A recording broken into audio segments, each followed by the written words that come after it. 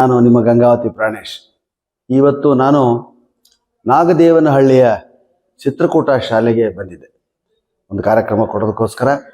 ಭಾಳ ಆಶ್ಚರ್ಯ ಆಯ್ತು ನನಗೆ. ಎಂಥ ಅದ್ಭುತವಾದಂಥ ಶಾಲೆ, ಎಷ್ಟು ಶುಚಿ, ನೋಡೋದಕ್ಕೆ ಕಣ್ಮನಗಳು ತಳಿಸುವಂಥ ಒಂದು ಶಾಲೆ ಅಂದರೆ ಹೀಗಿರಬೇಕು ಅಂತ ಅನ್ನಿಸ್ತದೆ.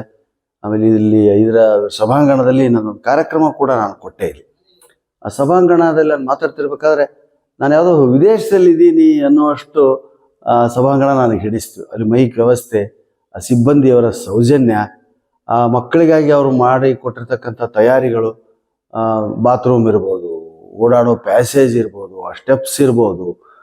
ನಿಜಕ್ಕೂ ಈ ಥರದ ಶಾಲೆಗಳು ಯಾಕೆ ನಮ್ಮ ಸರ್ಕಾರಿ ಶಾಲೆಗಳು ಹೀಗೆ ಮಾಡಬಾರ್ದು ಅಂತ ನನಗನ್ನಿಸ್ತು. ನಿಜಕ್ಕೂ ಭಾಳ ಸಂತೋಷ ಆಯಿತು ಈ ಚಿತ್ರಕೂಟ ಶಾಲೆ ನೋಡಿ. ದಯವಿಟ್ಟು ಒಂದು ಸಾರಿ ಭೇಟಿ ಕೊಡಿ. ಬೆಂಗಳೂರು ಜನ, ಕರ್ನಾಟಕದ ಜನ ಇಲ್ಲಿ ನೋಡಿದಾಗ ನಿಮಗೆ ಅನಿಸುತ್ತೆ ಇಂಥ ಶಾಲೆಯಲ್ಲಿ ಕಲಿತ್ರೆ ನಮ್ಮ ಮಕ್ಕಳು ಖಂಡಿತ ಉತ್ತಮ ನಾಗರಿಕರಾಗ್ತಾರೆ ಅಂತ ಅನಿಸುತ್ತೆ ನಮಗೆ. ಇಲ್ಲಿ ಎಲ್ಲ ಮೀಡಿಯಮ್ಗಳಿದೆ.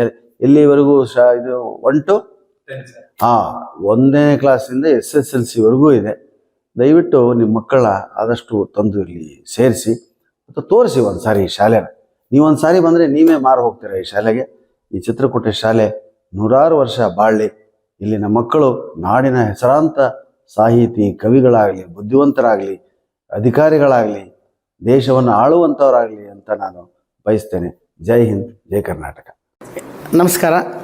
ಇಂದು ನಮಗೆ ತುಂಬ ವಿಚಿತ್ರ ಅನಿಸಿದ್ದು ಚಿತ್ರಕೂಟ ಶಾಲೆಗೆ ಬಂದಾಗ ಚೈತನ್ಯ ಸರ್ ಅವರು ಈ ಶಾಲೆಯನ್ನು ನಡೆಸ್ತಾ ಇದ್ದಾರೆ. ಭಾಳ ಸಂತೋಷ ಆಯಿತು. 20 ವರ್ಷಗಳ ಕಾಲ ಈ ಶಿಕ್ಷಣ ಸಂಸ್ಥೆ ಭಾಳ ಅದ್ಭುತವಾಗಿ ಮೂಡಿ ಬಂದಿದೆ, ಇಲ್ಲಿ ನಡೀತಾ ಇದೆ. ಇವತ್ತು ನಾವು ಕಾರ್ಯಕ್ರಮ ಮಾಡ್ತೀವಿ, ಮಕ್ಕಳಿಗೋಸ್ಕರ, ಪೇರೆಂಟ್ಸ್ಗೋಸ್ಕರ ಅಂತ ಕಾರ್ಯಕ್ರಮ ಮಾಡ್ತಿರ್ತೀವಿ.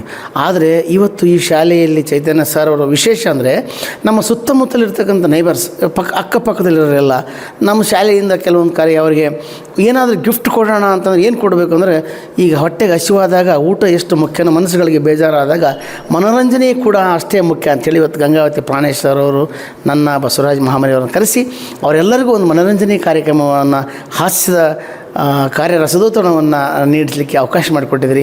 ಚೈತನ್ಯ ಸರ್ ಅವರಿಗೆ ತುಂಬ ಹೃದಯದ ನಮಸ್ಕಾರ ಸರ್. ನಮಸ್ಕಾರ.